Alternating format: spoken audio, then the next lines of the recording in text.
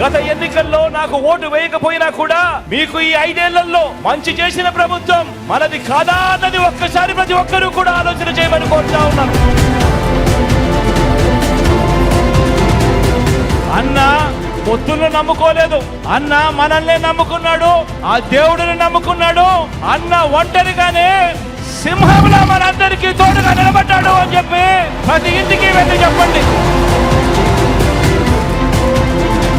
ప్రజలే అండగా, ప్రజలతోనే పొత్తుగా పోరాటానికి మీ బిడ్డ సిద్ధం. మరి మిమ్మల్ని అడుగుతా ఉన్నా, మీరంతా కూడా సిద్ధమేనా అని అడుగుతా ఉన్నాను.